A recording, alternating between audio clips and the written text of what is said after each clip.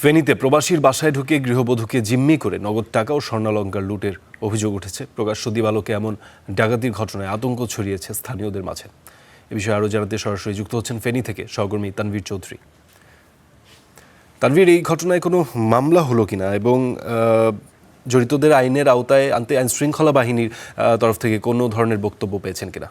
ধন্যবাদ ফারদিন। আসলে যেমনটা আপনারা এর মধ্যে জেনেছেন, ফেনীর মহিপাল সরকারি কলেজ সংলগ্ন রেহান ম্যানশনের দ্বিতীয় তলায় বুধবার সকাল 8টা 37 মিনিটের দিকে এই দস্যুতার ঘটনা ঘটে এবং এই ঘটনায় আমরা মডেল থানার ভারপ্রাপ্ত কর্মকর্তা সজল কান্তি দাসের সাথে কথা বলেছিলাম। এই ঘটনায় ফেনী মডেল থানায় একটি মামলা দায়ের হয়েছে এবং মামলা দায়েরের 2 দিন পার হলেও এখনো পর্যন্ত দস্যুদের কাউকে গ্রেপ্তার করতে পারেনি। পাশাপাশি আমরা ওই প্রবাসীর পরিবারের সাথে কথা বলেছিলাম। প্রবাসীর স্ত্রী শাহানা আক্তার আমাদেরকে জানিয়েছেন আসলে দুজন ব্যক্তি প্রথমে এসে তার কলিং বেলে চাপ দেয় এবং কলিং বেলে চাপ দেওয়ার সাথে সাথে তিনি দরজা খোলা মাত্রই তার মুখ চেপে ধরে তাকে বাথরুমে বন্দি করে নগদ 10 লক্ষ টাকা এবং স্বর্ণালংকার লুট করে নিয়ে যায়। এই ঘটনায় এখনো পর্যন্ত আসলে প্রবাসীর যে পরিবার তারা আতঙ্কে রয়েছে এবং সমগ্র ফেনী জেলাতে আসলে এই ঘটনাটি সামাজিক যোগাযোগ মাধ্যমে ছড়িয়ে পড়ার পর আতঙ্ক তৈরি হয়েছে।